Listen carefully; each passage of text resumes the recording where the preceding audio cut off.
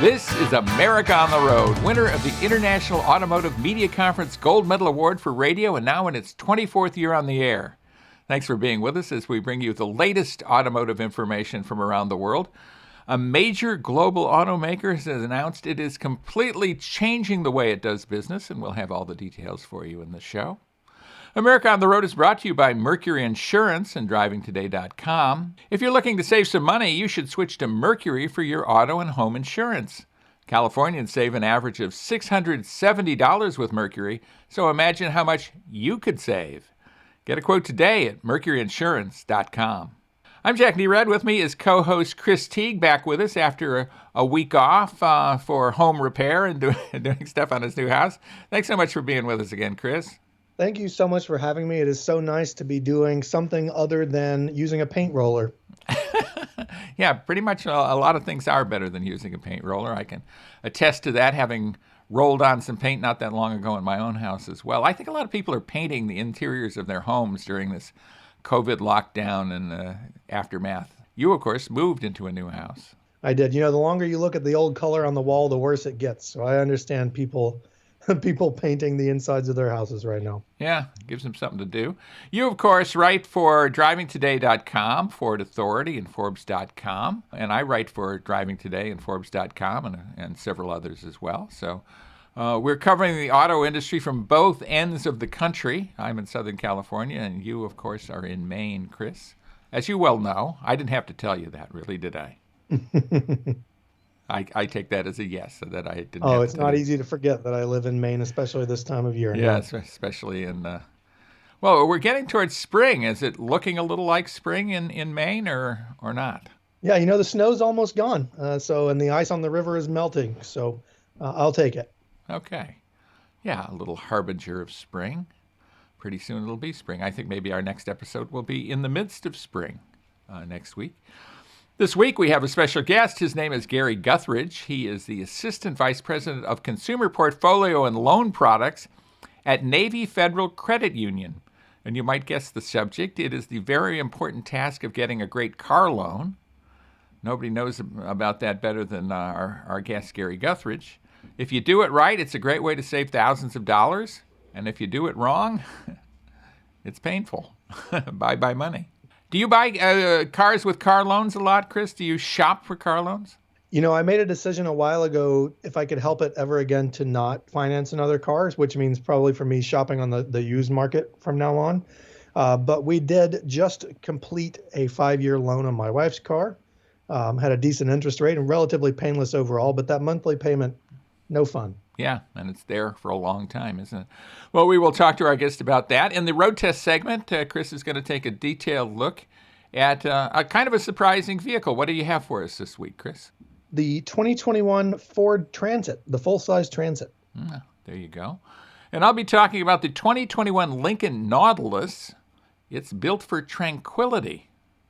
So that's a long way from the Dodge Charger SRT Hellcat Red Eye that I reviewed last week. Not exactly built for tranquility, but I'll tell you, tranquility isn't all that bad sometimes. So we'll talk about that. Before we do that, though, let's talk about some automotive news. And BMW made big news this week.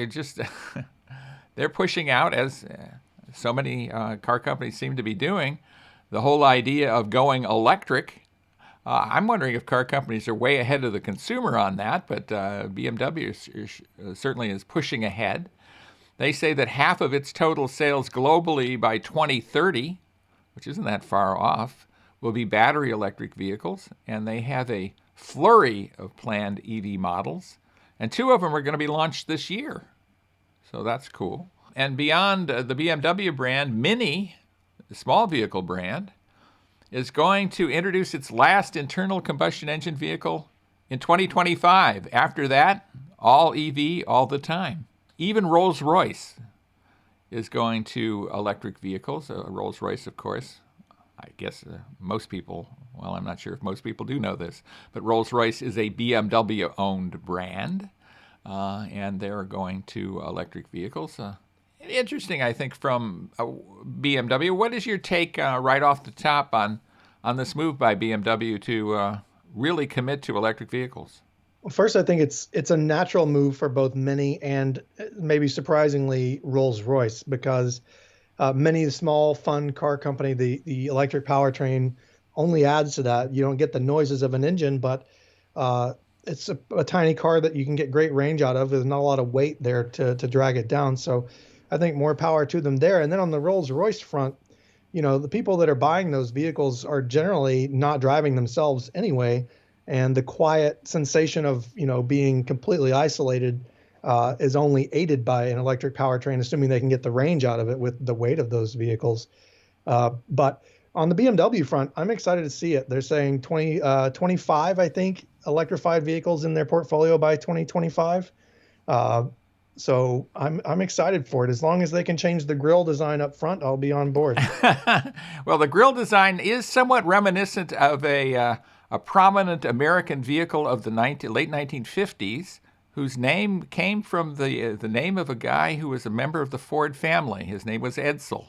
And whenever I look at the front ends of things like the BMW iX, for example, the vehicle they're about to introduce, I can't help but thinking about Edsels and wondering, how is that going to fly with the BMW faithful. I think it's going to be a cool vehicle. I'm not sure of the styling choice, and I'm not sure of a grille on an electric vehicle in the first place. It's kind of anachronistic or odd. What do you think about that? Yeah, I agree. And now that you said Edsel, I can't get it out of my head. I had the sort of beaver tooth thing going on for a while, but now that you've dropped the E word, I think it's going to stick with me. But I think people aren't, you get over it after a while, especially if the car drives really well, like the new M3, M4 that came out recently. People are raving about how they drive and, not so much about how the grille looks. So I think you probably get over that after a while. Yeah. Well, I look forward to driving the iX, another vehicle they're going to introduce. In fact, they say they're going to introduce it 3 months early, which is amazing. I mean, you don't hear that in the car industry much. I mean, you hear about vehicles being delayed, but you don't hear about them being pushed forward. But the BMW i4 EV sedan, which basically is the same platform or similar platform to the 4 Series and 3 Series, but of course all electric, is going to be launched pretty soon. And that's going to go head-to-head with the Tesla Model 3. And I would say in terms of the styling battle there, the i4 is going to win that battle, just by my taste. And it also might have more than 500 horsepower, which should also stand it in pretty good stead. Yeah, you're not wrong. On panel gaps and build quality alone, the i4 might win. And then, as you mentioned, they're going to have a lot of vehicles. I think virtually every BMW brand vehicle that's currently in the marketplace will have an electric variant before the end of the decade. So that's coming out from BMW. Big news there. And let me get another story in here quickly before we have to go to break. The 2022 Kia Stinger, essentially a BMW wannabe or competitor, depending on how you look at it, has just been introduced. It's going to have more horsepower, especially more horsepower in the base car, and more standard driver aids too. The most powerful Stinger GT line, the most powerful vehicle is the Stinger GT, not the GT line. Forgive me for that confusion. It's probably rampant in the industry.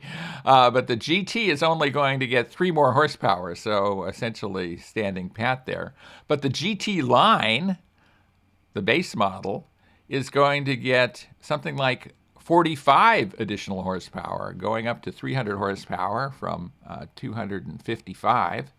I think we're doing the math there correctly. More torque as well, so I think that's going to be a player. I've always liked the Stinger anyway, and now with about 300 horsepower and probably a fairly reasonable price, I think that's going to be a pretty nice combination. What's your take on that, Chris? Yeah, I'm a big fan of the Kia Stinger, and more power in that setup is always welcome to me. I think the base price is going to land right around 36 grand. So more horsepower and arguably, I think, better looks than the BMW 3 Series for a lower price. They've got a winner. If they could just sell more of them, hopefully it sticks around long enough for them to be, to stay and be popular on dealers' lots so they don't leave the market. Yeah, I mean the difficulty with that is the Kia brand, right? I mean, it's a great car. I think you and I both agree that it has all the stuff it needs to be a great 3 Series competitor, but it has that brand as opposed to, and there's nothing wrong with the Kia brand. It just doesn't have a ton of prestige the way BMW does. So I think that's what's standing in its way of being an even more popular vehicle. But I think Kia's probably getting there, and this next generation's Stinger, really revamped, it's not a totally new generation, is going to help them get there. I agree. I can't wait to drive it. Yeah, well, I look forward to it as well. And coming up, we're going to have the road test segment, so stay with us. Chris is going to take a look at the 2021 Ford Transit. Maybe that vehicle also had something to do with his move from one house to another. I'll talk to him about that. It seems like a smart way to test that vehicle. And I was testing the 2021 Lincoln Nautilus, seeking tranquility in this troubled age. So stay with us for that. We'll be right back with Chris Teague. This is Jack Nerad, and you're with us right here on America on the Road. Welcome back, everybody, to America on the Road with Chris Teague. Jack Nerad back with you for road test time right here on America on the Road. Of course, we live to drive and tell you about it. That's what we do. That's what we do for a living, and we enjoy it. We're lucky to be able to do it.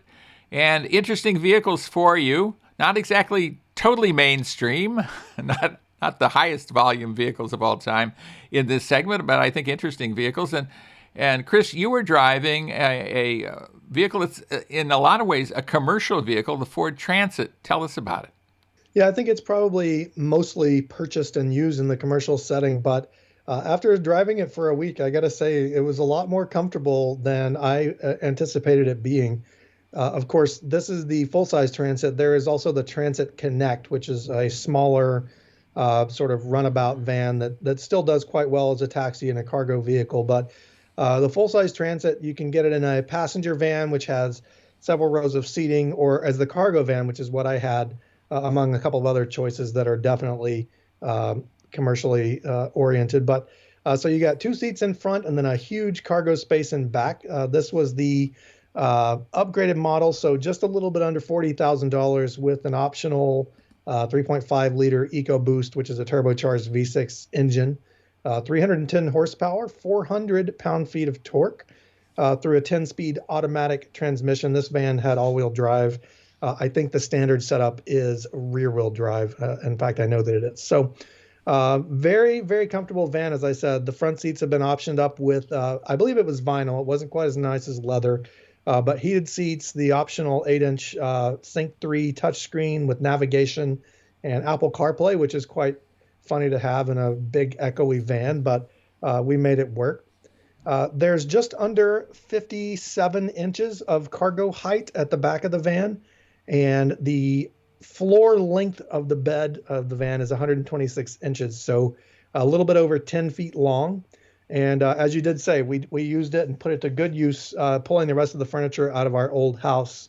And I have to tell you that it was a total champion at that. So it's able to fit a king-size bed, a kid's swing set, a grill, and almost everything from the outside of our house, including Adirondack chairs, without even filling the van completely up. And there was still room for 2 people to ride up front. So I don't know about you, Jack, but I could almost drive a van like that every day. Yeah, I mean, there's so much utility to it and a lot to like about it. I always get a kick out of driving commercial vehicles or vehicles that are typically used for commercial purposes because I like that. I mean, there's something so just functional about them that's enjoyable, and it's something different than the norm. They're not necessarily finished the way you would expect a consumer product to be finished or a consumer vehicle to be finished, but there's something kind of refreshing about that. They're more simple, they're more direct, and I think there's a lot to like about them. I agree. You know, there are some exposed screws and bolts here and there. The floorboard's vinyl, some other things there. But on the whole, there's plenty of horsepower here, plenty of torque, and the seats are comfortable enough to be you could use it on a long haul drive if you needed to without much hassle. And I think what Ford has done really well with the Transit specifically is that they built it up and not out. So going through like the drive-through at Starbucks, for instance, or going through the bank drive-through, you're low enough to reach the window at the bank, but you're not wide enough that you feel like you're going to tear the whole place down, which was the case with the F-350 trimmer that I drove a few weeks ago that we discussed. So overall, I mean, not a family vehicle. They do offer it in a cargo in a passenger setup, but very useful for the people who will need it. And I think it's a winner for those people as well. You know, we have seen an influx of these vehicles into my town, and I think it was totally related to COVID-19 and the fact that people couldn't typically travel the way they normally traveled, and so they bought these vehicles, and they have rigged them out to travel in as essentially travel vans. And as you say, they are tall. They are almost awkwardly looking tall. But at the same time, it strikes me as so functional. And I think maybe this is a trend that's going to continue now that hopefully we are walking away from this pandemic, at least in some manner or means. Yeah, I do know a few folks from Maine here who are living the van life right now. They're still out on the road, able to work from wherever. One of whom is in a transit as we speak. So, but it is a good choice among the vans that are out there, the Sprinter and the ProMaster from Ram and things. So I would probably take the Ford over all, but maybe the Mercedes Sprinter. There you go. Well, not a bad choice, and I tend to agree with you. I was driving a vehicle somewhat different and yet had some similar aspects, at least in terms of the fact that there's a lot of interior space. Not nearly the interior space of the Ford Transit, but I was driving the 2021 Lincoln Nautilus, which is a mid-sized luxury SUV, 5-seater, that has a new interior for 2021. And what Lincoln is pushing is quite different than what many car brands push. Most car brands are about excitement and driving excitement, doing those kind of things. Lincoln wants you to have serenity. A sanctuary-like interior is what they're talking about. And there's something to that. I think there's some people who really want that. They're not necessarily looking for excitement out of their drive. They're looking for something that's comfortable and just makes them feel at home. And this is a pretty nice home. This is a well-equipped home if you were to have the Lincoln Nautilus as your home. Lincoln looks at the Nautilus as a entry-level vehicle for many of its potential buyers. It's one of the smaller vehicles, least expensive vehicles in the lineup, so they use it for that. And if they get people excited about the Nautilus, maybe they'll be excited in a serene way about other Lincoln vehicles going forward. I think the biggest news on the inside, and of course the inside is where this vehicle has changed pretty significantly, is the addition of Sync 4 with a 13.2-inch center stack screen. So that's big. I mean, that's the largest available across the entire Lincoln brand. And they have also added the piano key, is what they call it, the piano key shifter. I'm not certain how I feel about that shifter. It took me a second or two to kind of sort it out, but after, I guess, seconds, it's not too long, is it? I came to terms with it. Well, what do you think about the piano key thing? It is literally lined up like a row of keys that you push, drive and neutral and reverse, et cetera, et cetera. What's your take? I don't mind it so much, other than that it's not always as responsive as you'd hope. Like if you're in reverse and you shift to drive to go, it sometimes takes a moment. But that's more probably the transmission than the shifter itself. But I like the piano keys better than some of the implementations like in Mercedes-Benz, who have the shifter built into what is also the windshield wiper stock of most other cars. So it's built right into the stock right there. So I think that, it's a little bit more intuitive than something like that, but you get used to it after a while. Yeah, I guess I like it as well as these rotary shifters that we see these days. Essentially a knob that you turn to the proper drive or reverse gear. I think it works just fine, and you easily come to terms with it, and then you go on. I think one of the things that separates the Nautilus from the Ford version of this vehicle is the fact that they really spend a lot of time on the interiors, on the themes of the interiors, on the leather and the other materials that they use in the interior. For example, the one we were driving had the Black Label Chalet theme. Yes, the Black Label Chalet. That sounds like a chalet to go to, right? I mean, if you're going to a chalet, why not have some Black Label while you're at it? Had kind of the tone of an après ski lodge, according to Lincoln, and I would support that. I don't think they're lying to us with that. So I enjoyed that. And I would say when you look at the interior and look at things like the Lincoln Way app that allows you to start the car and get in the car using your smartphone as opposed to using a traditional key, that's a good thing. The voice recognition in the vehicle uses conversational English, which is good. That's what I speak. Not very well, but I try to use conversational English in a natural voice, so it would recognize me, perhaps, were I to say that, and it allows for over-the-air updates. You've noticed that I've talked about this vehicle for a long time and have not yet mentioned the engines, and that's because the engines in some ways are almost an afterthought in the Lincoln Nautilus, but there are two engines available, and they're both just fine. The base engine is a 2.7-liter twin-turbocharged V6 with 335 horsepower. I'm sorry, that is the up-level engine. And then there is a 2-liter turbocharged four-cylinder that is the standard engine with 250 horsepower. That makes more sense that the standard engine would have 250 horsepower, and the upper-level engine would have more horsepower and higher displacement. That's how the industry typically works, so I'm glad I sorted that out for myself. 8-speed transmission. Overall, just a nice vehicle. Very comfortable, serene vehicle, loaded with stuff like adaptive cruise control with stop and go, lane centering tech.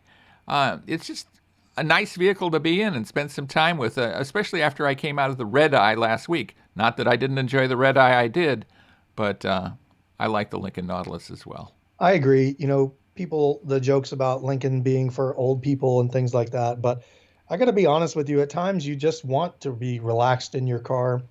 And they've done a really good job at building that sensation in. And I think that the new interior of the Nautilus, especially the way it is, it's very tastefully done. It's very minimalist. It's not in your face, even with the large screen. I think that probably melds into the dash quite well.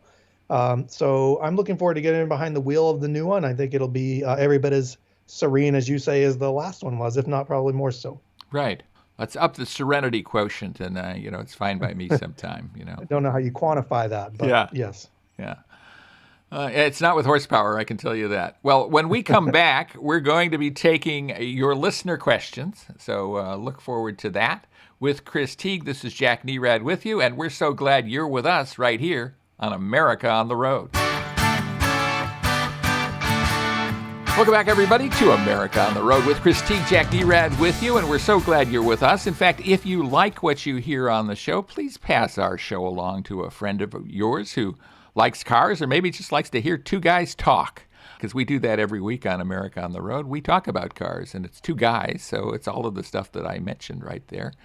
This is listener question time on the show, and one of the things we really enjoy doing is answering listener questions and helping people understand the auto industry and cars themselves a little bit better. And I think, Chris, you have a listener question for us today, do you not? I do. This is from a person who is out car shopping or vehicle shopping, and they've seen the term e-torque used on certain vehicles, and they want to know what that's all about. Jack, can you enlighten us? I can.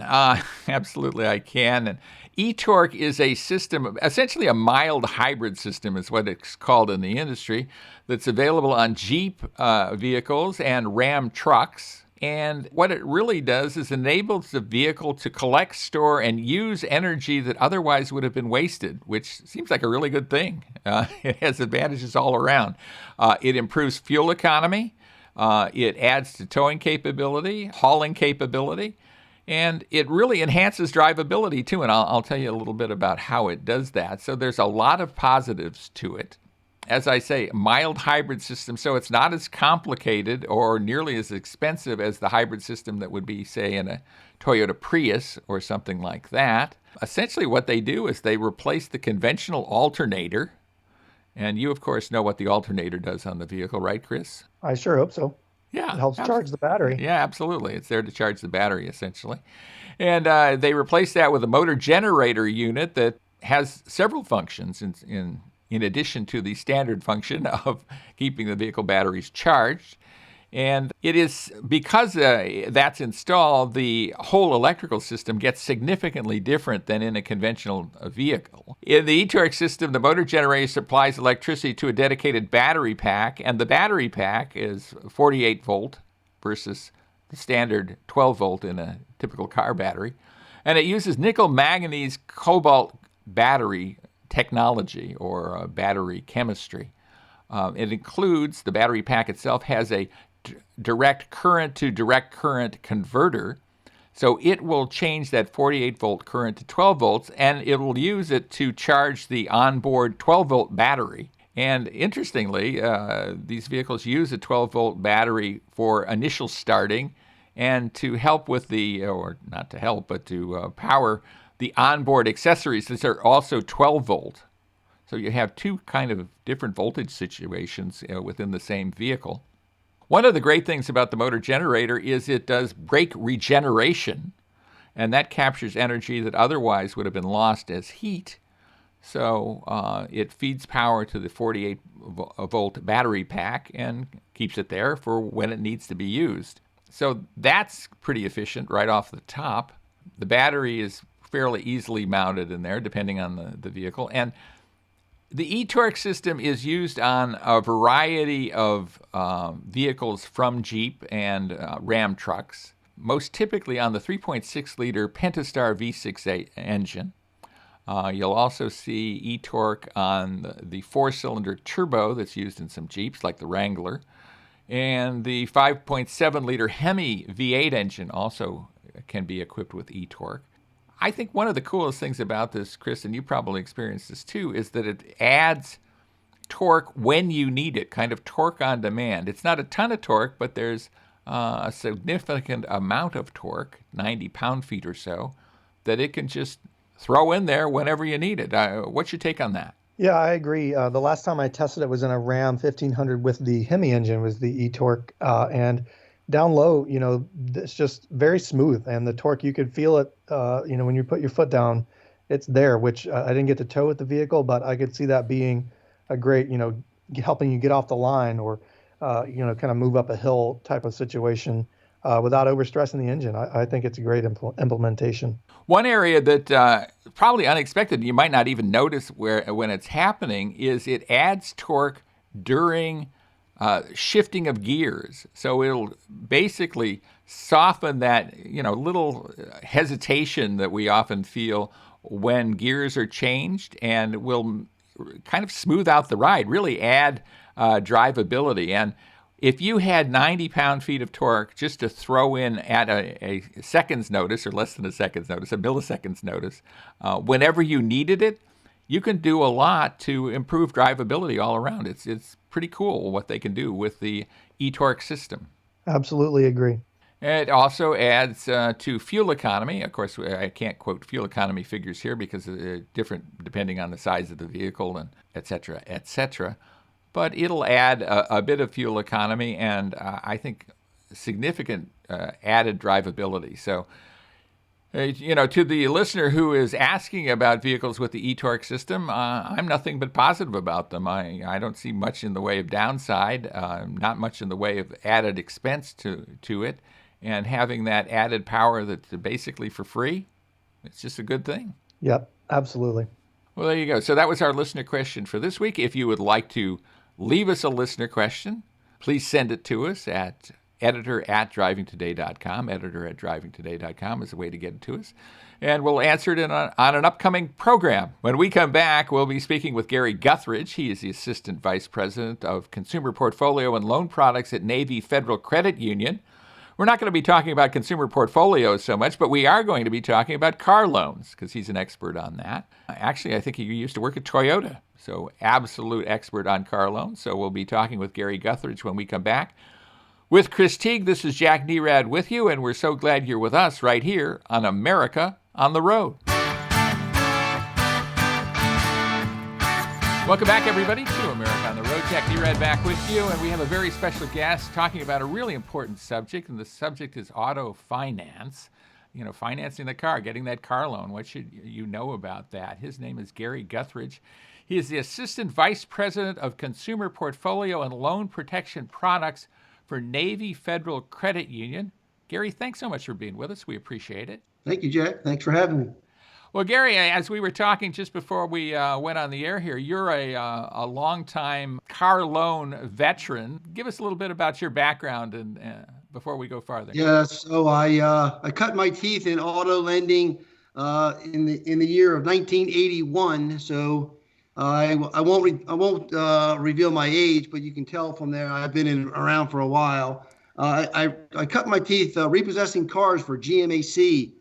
Way back in the day when they were a major player with the General Motors products. From there, I moved on to Toyota Financial, was one of their regional managers. I left Toyota and after 13 years and went to work for a couple regional banks and headed up their auto lending groups. And then 11 years ago, I made the best move of my career, moved to Navy Federal. And I head up the portfolio team, which is the originations team, setting rates, making decisions, all that good stuff. Well, that's terrific. What a great background and so much knowledge you have to share with our listeners. And that's what we're all about, is helping people understand things better and allowing them to make better decisions. So let's dive right into that. I certainly want to talk to you about Navy Federal and about credit unions in general. But before we do that, Let's go over what people should know about the whole auto loan process as we stand right now with all the various opportunities people have for going online and pre-qualifying. Just walk us through all of that stuff. Yeah, so I'm glad you mentioned that. So, years ago, the customers, or what we call members, or let's just call them consumers, didn't really have a whole lot of avenues to work with or paths to go down because of the technology. But in today's world, there's so much technology available to them. So shame on them if they don't do their homework and research what they want to buy, whether it be a brand new car or a used car or a certified pre-owned, any of those vehicles. They need to go out and search all the websites, and all the information is out there. Number two, they need to know what their credit's like. You can't walk blindly into a dealership to buy a car, whether it be new or used, without knowing your credit history, because the dealers will obviously pull your credit, and at that point, you're at their mercy. So I'm a big proponent of getting pre-qualified, and that's one thing Navy Federal does very well, is that we will pre-qualify our members, even give them a blank draft for any type of car they want to buy up to a certain dollar amount.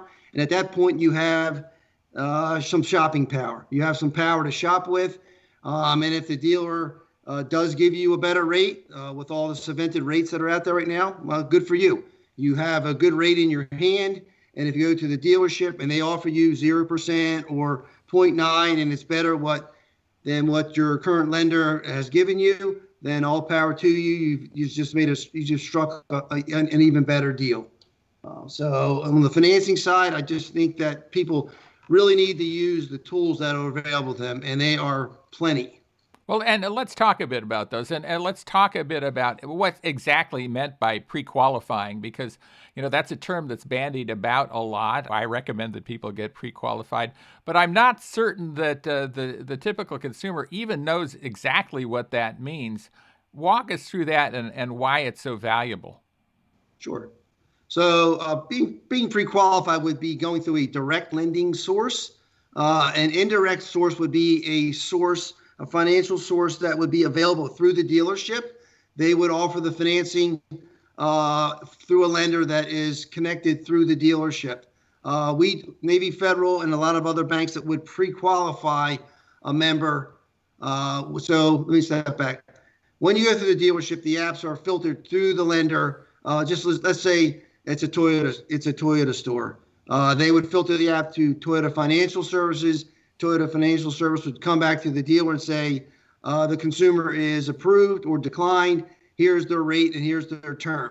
When you get pre-qualified, I'll use Navy Federal as a source. You would contact Navy Federal via online channel, your mobile app, or you could call one of our contact centers or go to one of our 350 branches. Say you want to apply for a loan. and you're not really sure what you want to buy. You're struggling between a new Toyota and a pre-owned Honda. So what we will do, we'll pre-qualify you. We will tell you right there how much you do qualify for and what is the interest rate in the term. We will give you a loan draft for a set amount that you want. And then at that point, you go shopping. And as I said before, if you go to a Honda store and you decide you want to buy a Honda, and Honda has a special financing or cemented program right now that allows 0% for 60 months on all Accords, and you want to buy an Accord, the dealer offers that to you, and you do have to qualify. It is for special, I'm going to say, high qualifying members or consumers. And if you do qualify, hey, you just struck yourself a better deal. So with that pre-approval, it does give you some shopping power, and it knows exactly where you stand at the dealership level. On the other side of that coin, if you go in and your direct lender has given you 3.99% on a new car, and the dealer comes back and says, the best rate I can give you is 5.99, then you have the 3.99 in your pocket, and you know what your payment is, your term, and you're good to go. Right, and I was going to say, Gary, you can negotiate as if you had that cash in hand. Basically, you can negotiate as if you're a cash customer, which is valuable to you. Tell our listeners a little bit about subvented financing. A lot of people, I think, scratch their heads and go, "How can the dealer offer me 0% financing?" Something like that. Tell us the behind the scenes on that so people can grasp that. Sure. So the subvented financing. So I'll use a Toyota again. So if the eastern region or the whole entire country, the Toyota dealerships, they want to move, and the regional manufacturers, they want to move, let's say they want to move 50,000 Camrys in the next 60 days. They will approach the lender, which would be Toyota Financial Service, and say, hey, listen, we want to offer 0% for all our Camrys for the next 60 days. For 60 months financing, what's it going to cost us? So the manufacturer figures it out. The lender buys down the rate. Say the going rate is $299. They'll buy it down to 0, and the manufacturer will put that out. So the manufacturer is not giving it to the lender for free. They're buying it down. And the way the lender makes the money, in this case Toyota Financial, is that they sell 50,000 Camrys in the next 60 days. So the other piece that comes with this is that a lot of subvented lending comes with either the 0% or the 0.9 or the 1.9. Nissan's offering 0% for 72 months right now on a lot of their vehicles. It's an either or. So if you do get pre-qualified and the dealer says, well, I can give you $4,500 off the price of the car, or I can give you 0%, then you figure out with the dealership, what is the best option for you? What if you're a payment shopper? Would my rate of 2.19 at Navy Federal would it be a better scenario for you in the long run with the $4,500? And at that point, you can still negotiate the price of the car. So in a lot of cases, if the manufacturer is offering a rebate or the subvented financing, and being that rates are so low right now, historically low, even on the consumer side of the auto lending piece, along with the mortgage, as we all know, you can get yourself a better deal by using this the pre-approved check or a rate from the dealer, for the financier, and you can take the money back from the lender. From the dealer. So it's all about weighing your options. Right. And you have a lot of options. What do you think, Gary, is the best way? And we're talking with Gary Guthridge. He's Assistant Vice President of Consumer Portfolio at Navy Federal Credit Union. What do you think is the best way for the typical car buyer to approach all this? There's math involved. There's finance involved that they're not typically privy to. How do they go about unwinding all this? Yeah, so, if you are a member of a credit union or you have a great relationship with a lender, a bank, you have, you're directly related to a bank, they have loan calculators. Go right onto the website, click on auto finance. I want to buy a new car. Navy Federal has a site that says, I want to buy a new car. Click on that, and there are drop downs on how much would my payment be if I financed 60 months? How much would my payment be if I financed for 72 months at $30,000? Drop down. You can pick from your rate, and then if that you see what you like, you just click a button and you can apply right there. So it's just doing a little bit of research. Even if you don't have a bank that you feel comfortable with, you can go online, just look at an auto loan calculator, and then go to any lender that you know of, and you can apply there. All the big auto lenders, I mean, Cap One, they have their own direct site that you can go on and fill out an application, get an answer right away. Right. So you just have to take your time, go through the steps, and use all the tools that are out there, especially those that are provided by most of the lenders out there. And I think it's important to do this before you enter the dealership, right? I mean, this is something you need to do at home and pay attention to, and it gives some time to, because this gives you leverage in the dealership. This gives you a basis of comparison that otherwise you would just not have. Yeah, I mean, that's 100% correct. And it's always been that one of the most dreaded experiences for a consumer is buying a car. And it really shouldn't be that way, because in today's world, with all the technology that's out there, you really do have leverage when you go into the dealership. If you do your homework, you have leverage with the dealership. I'll give you an example. My daughter and my son-in-law just bought a brand new Toyota. They got financing from Navy Federal. They did all their homework. They got a check to go to the dealership to buy the car, and then the dealer had subvented financing on a RAV4. So they wound up not using Navy Federal, and they got a cheaper payment using Toyota Financial Services. But they did all their homework beforehand. Financing, price of the car, everything.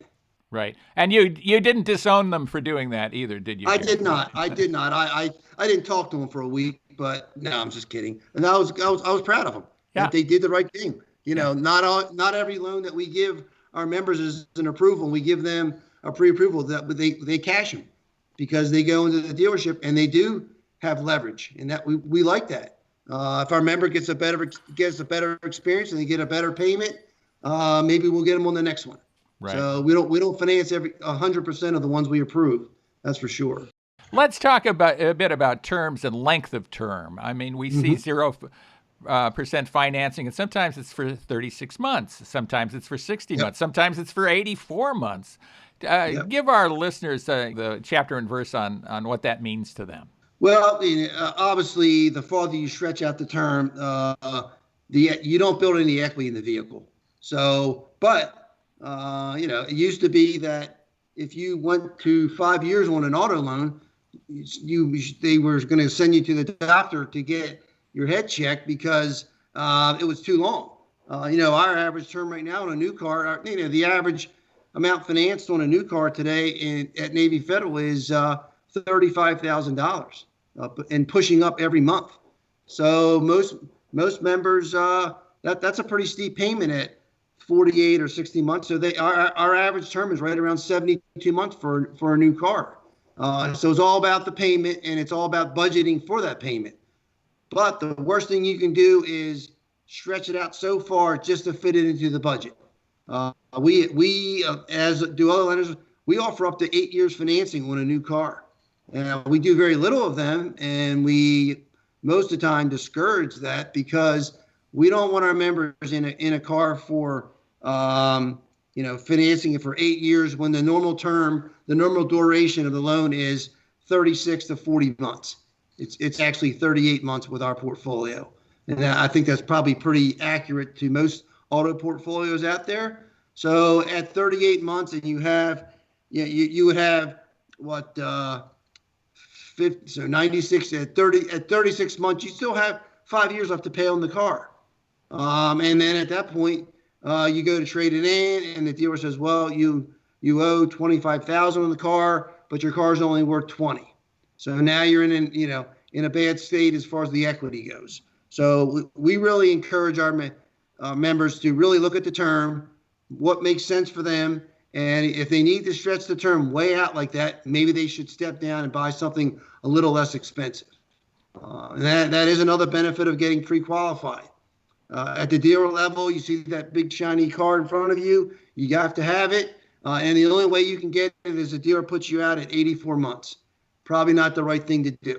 For a lot of reasons. I always ask my listeners, will you feel as comfortable making that same new car payment 6 years in, 7 years into a loan on a 7-year-old car as you're comfortable making it on a brand new car that you're driving off the lot? And I think when people look at it that way, they realize, well, probably not. Probably that's not the best plan at all. And I think also what you're identifying is in the middle of a car loan, you can decide to sell that car when, if you have, say, a 6, 7, 8-year loan on it, in the middle of that term, and you're liable to be upside down, exactly what you described. The car is worth less as a trade-in than what you owe on it, and you have to make up that difference. It's got to come out of somewhere, and it's going to come out of you. So it's a difficult one. Correct. Let's talk a bit about Navy Federal and credit unions in general. I think a lot of people are finding credit unions more and more attractive. Tell us a bit about that. Credit unions, Navy Federal, right now we're the largest credit union in the world. We have 10 million members, a global network of right around 350 branches, and we serve all of DoD, Coast Guard active duty, veterans, and civilian contractors and their families. So we have a broad brush that we have, and we provide 24/7 service to our membership, and we're all about the members. Our motto is the members are our mission, and that's the same for all credit unions out there. It's a nonprofit, not for profit, FI, and we put our members first, and we will work with our members to put them in the right car. We're what we call, we're a maybe lender. So a lot of lenders are, and a lot of credit unions do this. We don't just say yes and no.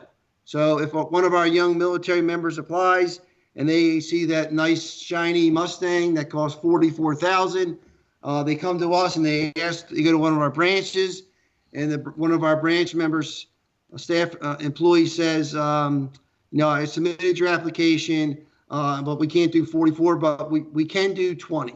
We can put you in a $20,000 car. So why don't we go back out shopping and look for maybe a used Mustang and come back and see what you have. So we don't just say, no, you can't afford it. We work with the members and we kind of structure the deals for them if they do looking for a pre-approval. On the back end, a good example this year, the pandemic, which has affected so many people. Our back-end shop, our collection shop, our member, we have a certified team that works with our members that are running into troubles, that members that have paid us as agreed for years, and now they lost their job because of the pandemic. We do a lot of things for our members to work with them to keep them in the car. And that's worked tremendous for us. So the credit unions are more about helping the members, putting them in the right spot, and making sure that their financial life, it goes down the straight line versus wavering when you don't deal with an institution that really cares about your well-being. Right. Gary, if you had one thing to say to car buyers that they should know about vehicle financing, what would it be? What should they keep in mind as they go to get a car loan? Well, I think the biggest thing is to be smart. Take your time. Believe it or not, buying a 50,000, everything you read, buying a 50,000 car, it's an impulse buy. A lot of consumers, they see a car, they love it, and they rush into it, and then 3 weeks later, they're like, oh my gosh, I just did the wrong thing. So one, take your time, do your research, do your homework. There's tools out there. Even if you're buying a used car, one service that we provide for our members is that we provide them with every approval on a used car. We give them a free Carfax report, and we provide that to them. So they have it in their hand when they buy the car. Most new car dealerships do provide that up front, But if you have that in your hand, you've done your research. Say if the car has flood damage, it was involved in Katrina, and the car was, shipped around, and all of a sudden it's at a dealership, and it's got a washed title, and the car has been in a flood, and it's really not worth the $20,000 you're paying for. So do your homework. Products like Carfax, there's Auto Trader, all these different buying services. TrueCar, Navy Federal is just contracted with TrueCar to use their auto buying service. So, tools like that. There's so many things out there that consumers can use before they make that step into the dealership, and have some leverage. Like you said, I think you put it great, Jack. Have some leverage in your pocket. Have something in your pocket that you can go back to the dealership and say, okay, I understand your deal, but this is the deal I have, and this is the deal that I want, because I'm the consumer. I'm buying the car, so I want to make the best deal for myself. Just do your homework. Be patient. Take your time. I think that's the best for everyone. Absolutely. Well, that's really, really good advice. Gary Guthridge, Assistant Vice President of Consumer Portfolio and Loan Protection Products at Navy Federal Credit Union. Thanks so much for being with us. We really do appreciate it. What excellent advice you've given us, Gary. Thanks so much. Thank you, Jack. Thanks for having me. And stay with us, everybody. We'll be right back right here on America on the Road.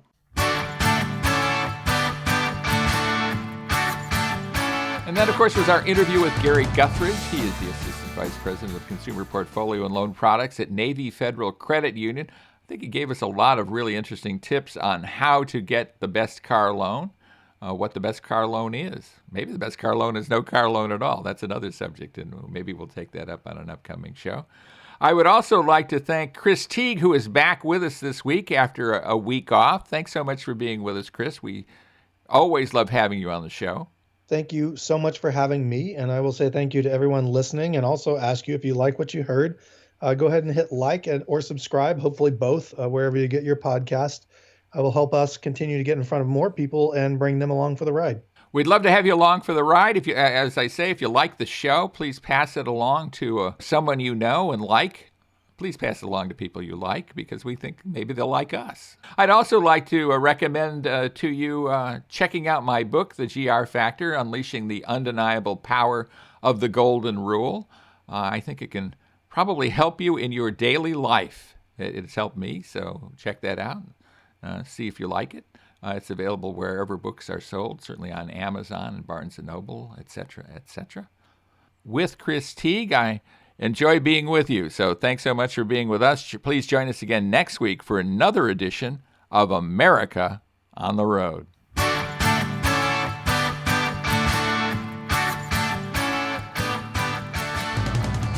If you're looking to save some money, you should switch to Mercury for your auto and home insurance. Californians save an average of $670 with Mercury, so imagine how much you could save. Get a quote today at mercuryinsurance.com.